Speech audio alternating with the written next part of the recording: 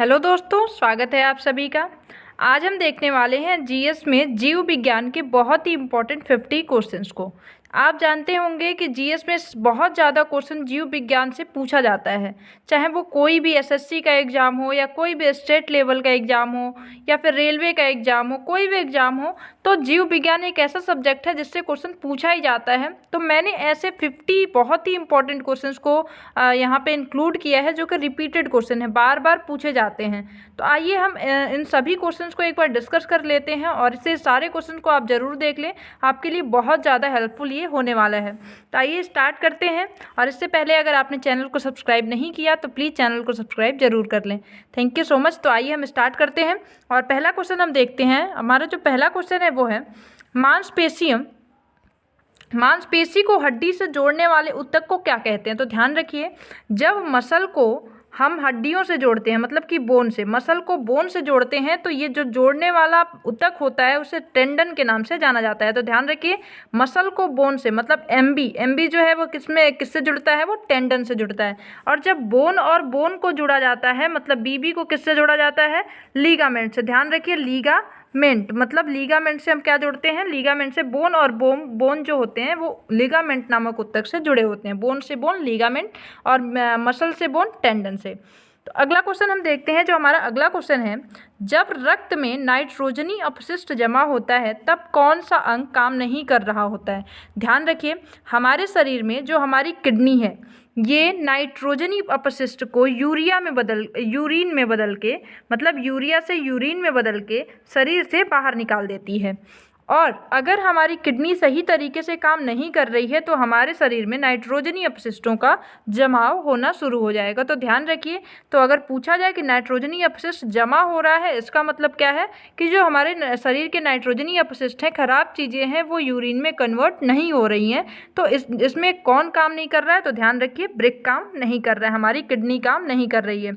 अगर पूछा जाए कि ब्रिक की किडनी की जो यूनिट होती है, इकाई होती है, उसको किस नाम से जानते हैं, तो उसे नेफ्रॉन के नाम से जानते हैं। तो इसे आप ध्यान रखें, नेफ्रॉन को ब्रिक की इकाई कहते हैं। और पूछा जाए मुख्य उत्सर्जी अंग कौन सा है शरीर का, तो ये भी हमारा ब्रिक ही होगा। उत्सर्जी अंग भी कौन सा होगा, किडनी ही होता है। तो आप इसे ध्यान रखिए। अगला क्वेश्चन हम देखते हैं। हमारा जो अगला क्वेश्चन है, मलेरिया मादा एनीफिलीज से फैलता है, इसकी खोज किसने की थी। तो ध्यान रखिए, जो मलेरिया होता है एक बहुत ही खतरनाक बीमारी है, इसको फैलाने का काम कौन करता है, मादा एनीफिलीज मच्छर करता है। इसकी खोज किसने की कि मादा एनीफिलीज मच्छर ही मलेरिया को फैलाता है। तो ध्यान रखिए, रोनाल्ड रॉस नाम के वैज्ञानिक ने इस तथ्य की खोज की कि मादा एनीफिलीज मच्छर मलेरिया को एक मनुष्य से दूसरे मनुष्य में फैलाता है। आइए हम अगले क्वेश्चन की तरफ देखते हैं। हमारा जो अगला क्वेश्चन है, बायां महाधमनी चाप किन में दिखाई देता है। तो ध्यान रखिए, जो बायां महाधमनी चाप होता है वो सिर्फ मैमल्स में, मतलब कि स्तनधारियों में दिखाई देता है। तो स्तनधारियों में बायां महाधमनी चाप दिखाई देता है। अगला क्वेश्चन है हमारा कि फाइब्रिनोजन किसके द्वारा फाइब्रिन में बदल जाता है। पहली बात कि ये फाइब्रिनोजन है क्या।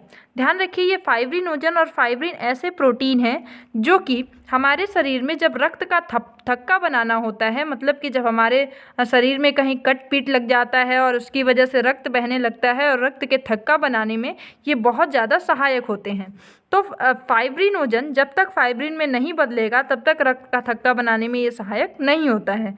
तो जब हमें ज़रूरत होती है तो ये जो रोम्बिन नाम का एंजाइम है, ये फाइब्रिनोजन को फाइब्रिन में बदल देता है। तो उम्मीद करती हूँ ये आपको समझ में आ गया होगा। तो आइए हम नेक्स्ट क्वेश्चन की तरफ चलते हैं। अगला क्वेश्चन है हमारा, साइनाइड विषाक्तता के कारण सेकेंडों में मृत्यु हो जाती है, ऐसा कैसे होता है। तो ध्यान रखिए, जब हमारे शरीर में या किसी भी मनुष्य के शरीर में साइनाइड की विषाक्तता हो जाती है तो क्या होता है कि हमारा जो कार्डियक है, कार्डियक मतलब क्या है, कार्डियक कौन सी कोशिकाएं होती हैं, तो हमारी जो हृदय है उसकी कोशिकाओं को कार्डियक कोशिकाएं कहते हैं। ये कोशिकाएं जब अपना काम करना बंद कर देती हैं, इनका मुख्य काम क्या है, ब्लड को पंप करना। तो हमारे शरीर में जब तक ब्लड पूरे शरीर में नहीं पहुँचेगा तो हमारी सभी कोशिकाओं को ऑक्सीजन नहीं मिल पाएगा। तो इसलिए ब्लड का पंप होना लगातार जरूरी है।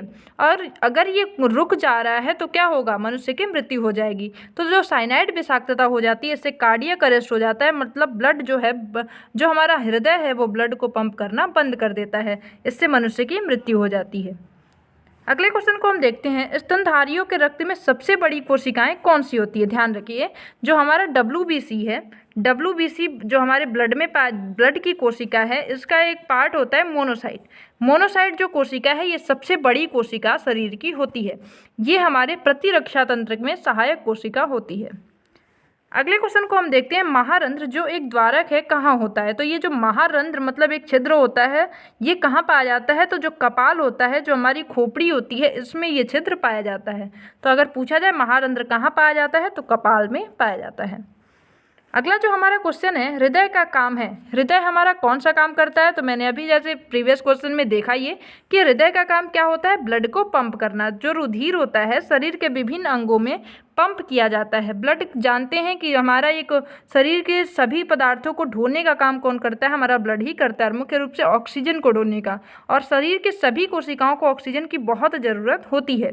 तो ये कौन करता है, हमारा ब्लड करता है। और ब्लड को पंप करने का, रेगुलेट करने का काम कौन करता है, हमारा हृदय करता है।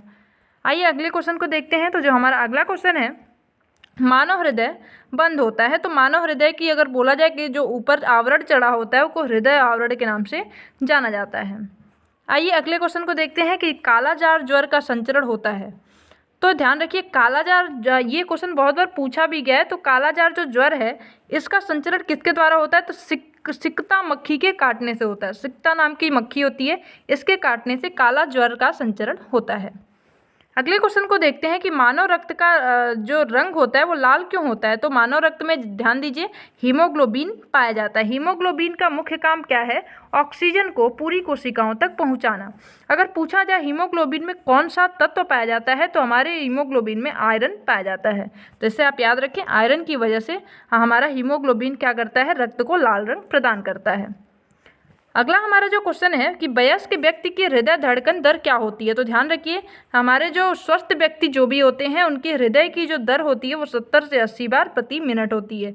70 से 80 बार पर 1 मिनट में हमारा हृदय धड़कता है। अगला क्वेश्चन है कि रक्त स्कंदन में सहायक विटामिन होता है। तो ब्लड क्लॉटिंग में जो इम्पॉर्टेंट विटामिन है वो कौन होता है, विटामिन के है। अब हमें एक इसका जो साइंटिफिक नेम होता है, वैज्ञानिक नाम है, वो मुझे आप कमेंट सेक्शन में ज़रूर बताएं, क्योंकि मैंने इसको ट्रिक से भी बताया है। अगले क्वेश्चन को देखते हैं कि नवजात शिशु को BCG का टीका कब लगाया जाता है। तो ध्यान रखिए, BCG का टीका जन्म लेने के तुरंत बाद बच्चे को लगा दिया जाता है या लगाना चाहिए। आइए देखते हैं अब हम अपने अगले क्वेश्चन को। तो अगला क्वेश्चन है हमारा, पहला सफल हृदय प्रत्यारोपण किया गया था, किसने किया था। ध्यान रखिए, जो सफल हृदय प्रत्यारोपण किया गया वो सबसे पहले CN बर्नार्ड द्वारा किया गया था। CN बर्नार्ड द्वारा सफल हृदय परीक्षण का जो प्रत्यारोपण हुआ था वो किसके द्वारा किया गया था, CN बर्नार्ड के द्वारा। अगला क्वेश्चन है हमारा, मानव त्वचा का रंग बनता है। तो मानव त्वचा का रंग कौन डिसाइड करता है, मेलानिन नामक प्रोटीन डिसाइड करता है। अगर मेलानिन हमारे शरीर में क्या है, अधिक है, तो मनुष्य उतना ही क्या होगा, काला रंग का होगा। मतलब उसका जो रंग होगा वो डार्क होगा। और अगर मेलानिन की मात्रा कम है तो मनुष्य क्या होगा, गोरा होगा। मतलब उसमें मेलानिन की मात्रा कम होती है। तो और इससे क्या होता है, रोग प्रतिरोधक क्षमता काले व्यक्ति में ज़्यादा होती है, क्योंकि उसमें मेलानिन ज़्यादा पाया जाता है। तो इसे आप ध्यान रखिए। अगला क्वेश्चन हम देखते हैं, रक्तदाब का नियंत्रण कौन करता है। तो रक्तदाब के नियंत्रण की अगर बात किया जाए तो एड्रिनल नामक जो ग्रंथि है ये कहाँ पाई जाती है। ध्यान रखिए, ये हमारे किडनी के ऊपर लगी होती है। किडनी के ऊपर ये पाई जाती है। जैसे आप ध्यान रखिए, किडनी के ऊपर एड्रिनल ग्रंथि पाई जाती है। ये हमारे रक्तदाब मतलब BP को नियंत्रित करती है। हमारे शरीर के जो BP है उसको नियंत्रित करने का काम कौन करती है, एड्रिनल ग्रंथि करती है। अगले क्वेश्चन को हम देखते हैं कि रक्त के थक्के जमने के कारण हैं। ध्यान रखिए, रक्त के थक्के जमाने में प्रोथ्रोम्बिन नामक प्रोटीन जो होता है ये बहुत ज़्यादा इंपॉर्टेंट होता है। प्रोथ्रोम्बिन जब रक्त का थक्का जमना होता है तो थ्रोम्बिन में कन्वर्ट हो जाता है, थ्रोम्बिन में बदल जाता है, क्योंकि प्रोथ्रोम्बिन जो है ये एक इनएक्टिव फॉर्म है और जो थ्रोम्बिन है वो एक एक्टिव फॉर्म है। अगले क्वेश्चन को हम देखते हैं। हमारा जो अगला क्वेश्चन है, हीमोग्लोबिन का कार्य है। तो हीमोग्लोबिन, जैसा मैंने पहले बताया, हीमोग्लोबिन क्या करता है, ऑक्सीजन को ढोने का काम करता है। और हीमोग्लोबिन में आयरन नामक तत्व पाया जाता है। अगले क्वेश्चन को हम देखते हैं, रक्तदाब मापने के लिए प्रयुक्त उपकरण को क्या कहते हैं। तो जो BP नापने की मशीन होती है उसको क्या बोलते हैं, स्फिग्मोमैनोमीटर के नाम से जानते हैं। स्फिग्मोमैनोमीटर के नाम से BP मशीन को जानते हैं। अगला क्वेश्चन है हमारा, मानव शरीर में सबसे अधिक मात्रा में कौन सा तत्व पाया जाता है? तो ध्यान रखिए, मानव शरीर में सबसे ज़्यादा क्या पाया जाता है? ऑक्सीजन पाया जाता है। ऑक्सीजन का मुख्य काम क्या है? जो हमारे शरीर का ग्लूकोज होता है C6H12O6, चाहे हम कोई भी चीज़ खाते हैं वो ग्लूकोज में जब बदल जाता है तो हमें इसमें ऑक्सीजन से जब ये रिएक्शन करता है तो ये ऊर्जा हमें देता है, ATP के फॉर्म में ऊर्जा निकलती है और ये ऊर्जा हमारे शरीर के लिए बहुत ज़्यादा इम्पॉर्टेंट होती है, ये ज़रूरी होती है।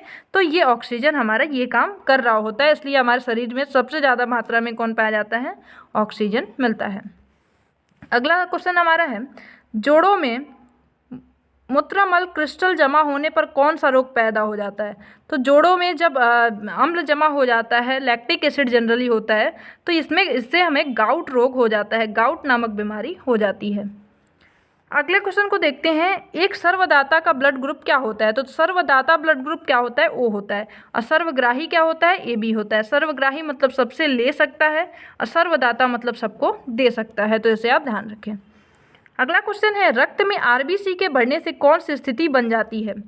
तो ध्यान रखिए, RBC अगर हमारे शरीर में लाल रक्त कणिकाएं, रेड ब्लड सेल्स अगर जब बढ़ जाती हैं हमारे शरीर में, तो इस कंडीशन को पॉलीसाइथीमिया नाम से जानते हैं, पॉलीसाइथीमिया के नाम से जानते हैं।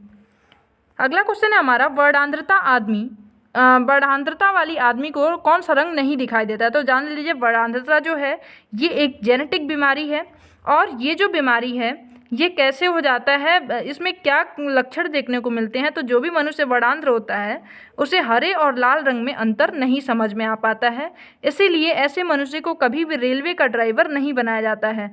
अगर क्वेश्चन पूछा जाए कि वर्णांध व्यक्ति को रेलवे का ड्राइवर क्यों नहीं बनाया जाता है, क्योंकि वो हरे और लाल रंग की पहचान ही नहीं कर पाता है, अंतर नहीं कर पाता है, इसलिए वर्णांध व्यक्ति को किसकी पहचान नहीं होती? लाल और हरे रंग की अंतर को वो नहीं पहचान पाता। अगला क्वेश्चन है हमारा, EEG का प्रयोग किसके कार्य का पता लगाने के लिए किया जाता है? तो EEG का प्रयोग जो होता है वो मस्तिष्क के कार्य का पता लगाने के लिए किया जाता है। आइए हम अगले क्वेश्चन को देखते हैं। हमारा जो अगला क्वेश्चन है, हृदय की एक धड़कन में लगभग कितना समय लगता है? तो ध्यान रखिए, हृदय की एक धड़कन में सिस्टोल और डायस्टोल जो होती है उन दोनों को मिलाकर के एक धड़कन के रूप में जाना जाता है। इसमें कुल 0.8 सेकेंड लगता है। बहुत तेज स्पीड में ये काम हो रहा होता है हमारे शरीर में। आइए अगले क्वेश्चन को देखते हैं कि सर्वग्राही कौन से रुधिर वर्ग को कहा जाता है? तो हमने पहले भी देखा, सर्वग्राही AB को कहा जाता है और सर्वदाता O को कहा जाता है, सर्वदाता O को कहा जाता है, सर्वग्राही AB को कहा जाता है। जो हमारा अगला क्वेश्चन है वो है, कुपोषण होता है। तो कुपोषण बीमारी जो होती है वो किसकी कमी से होती है? प्रोटीन की कमी के कारण कुपोषण रोग होता है, तो आप इसे याद रखें, कुपोषण रोग प्रोटीन की कमी के कारण होता है। अगला क्वेश्चन जो है हमारा, बच्चों का मानसिक व शारीरिक विकास अवरुद्ध हो जाता है। तो ध्यान रखिए, बच्चों का जब मस्तिष्क का जो विकास है वो किसकी वजह से कम हो जाता है? थायरॉक्सिन की कमी के कारण हो जाता है। अगर थायरॉक्सिन हार्मोन की कमी हो जाती है शरीर में तो क्या हो जाता है? बच्चों का जो शारीरिक और मानसिक विकास होता है वो अवरुद्ध हो जाता है। अगला क्वेश्चन है हमारा कि RNA का मुख्य कार्य क्या है? पहली बात तो RNA क्या है? RNA एक न्यूक्लिक अम्ल है। शरीर में हमारी कोशिकाओं में दो तरह के न्यूक्लिक अम्ल पाए जाते हैं, DNA और RNA। DNA क्या होता है? ध्यान रखिए, DNA पे जीन लगे होते हैं जो कि आनुवांशिक सूचनाओं के वाहक होते हैं, और RNA जो है वो क्या करता है? RNA प्रोटीन संश्लेषण में सहायता करता है। तो ध्यान रखिए, डीऑक्सीराइबोज न्यूक्लिक एसिड DNA और RNA ribose nucleic acid. Ribose nucleic acid जो RNA है इसका काम क्या है? प्रोटीन के संश्लेषण में सहायता करता है या प्रोटीन का संश्लेषण कराने में सहायक होता है। RNA भी 3 तरह के होते हैं शरीर में, तो ध्यान रखिए, rRNA, tRNA और rRNA, tRNA और mRNA। तो इससे आप ध्यान रखें, mRNA।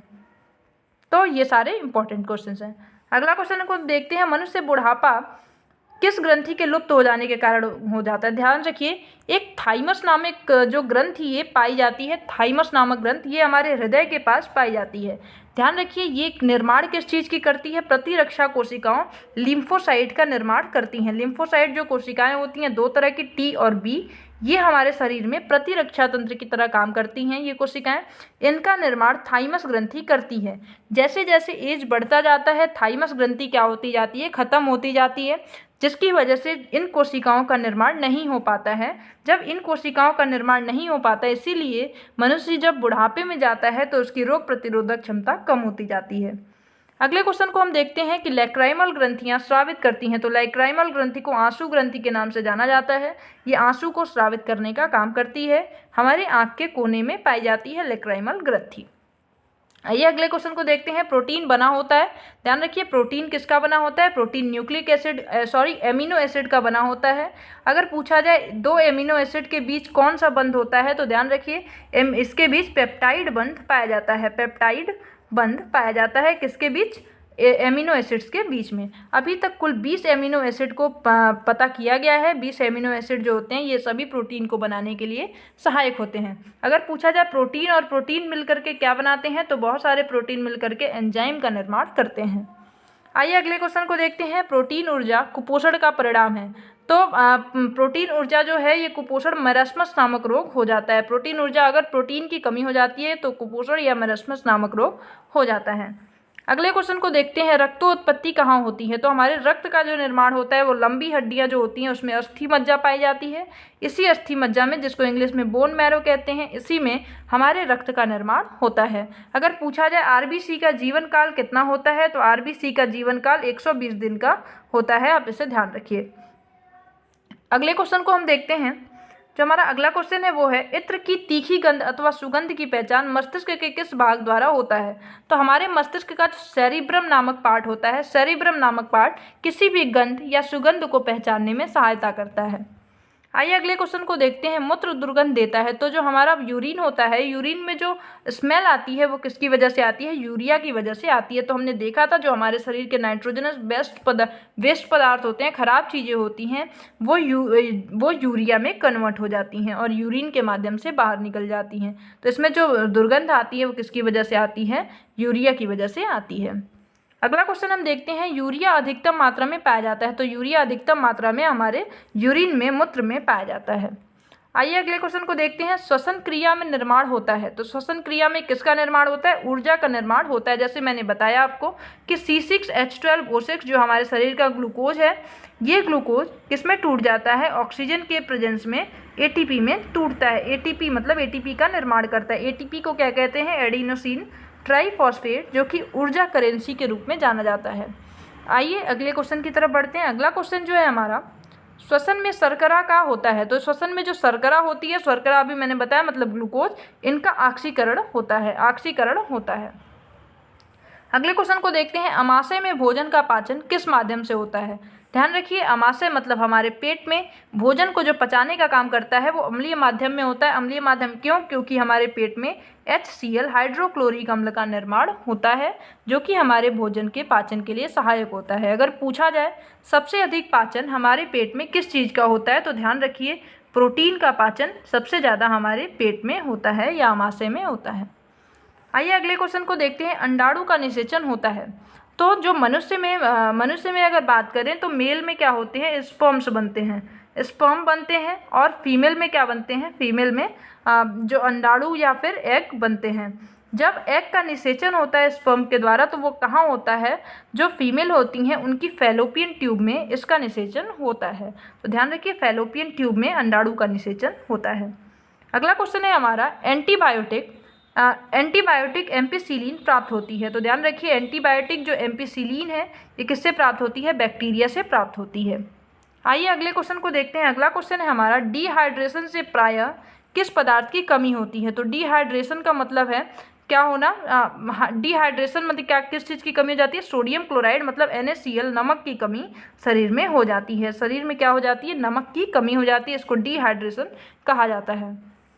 अगला क्वेश्चन होता है हमारा एंजाइम क्या है? तो मैंने पहले भी बताया एंजाइम क्या है? प्रोटीन है। बहुत सारे प्रोटीन क्या होते हैं? आपस में जुड़ करके किसका निर्माण करते हैं? एंजाइम का निर्माण करते हैं। और अगर प्रोटीन को पूछा जाए ये किससे बना होता है, तो प्रोटीन जो है वो किससे बना है? प्रोटीन हमारा एमिनो अम्लों से बना होता है। किससे? एमिनो अम्लों से बना होता है। एमिनो अम्लों के बीच कौन से बंध पाए जाते हैं? तो पेप्टाइड नामक बंध पाए जाते हैं। पेप्टाइड बंधों से एमिनो अम्ल जुड़े होते हैं। अभी तक कुल 20 एमिनो अम्ल प्राप्त किए जा चुके हैं, 20 एमिनो अम्लों को ज्ञात किया गया है। आइए अगले क्वेश्चन को देखते हैं। हमारा जो अगला क्वेश्चन है वो है डायस्टेज एंजाइम का स्रोत है। तो डायस्टेज एंजाइम कहाँ पाया जाता है? लार ग्रंथियों में पाई जाती है। और इसी में टाइलिन नामक एंजाइम भी पाया जाता है, जो कि हमारे कार्बोहाइड्रेट का पाचन करता है। अगला क्वेश्चन है हमारा, आंतरिक संक्रमण तत्वों की कुल संख्या कितनी है? तो आंतरिक संक्रमण तत्वों की जो कुल संख्या है वो कितनी है? 29 है। हम अपने लास्ट क्वेश्चन को देखते हैं कि उस विटामिन का नाम जो किसी भी मांसाहारी भोजन में नहीं मिलता है। तो ध्यान रखिए, किसी भी मांसाहारी भोजन में विटामिन सी नहीं पाया जाता है। विटामिन सी को और किस नाम से जानते हैं? एस्कॉर्बिक एसिड के नाम से जानते हैं। तो ये सारे क्वेश्चन आपके लिए बहुत ज़्यादा हेल्पफुल होने वाले हैं। उम्मीद करती हूँ ये वीडियो आपको अच्छी लगी तो लाइक ज़रूर करें और चैनल को सब्सक्राइब जरूर करें। Thank you so much.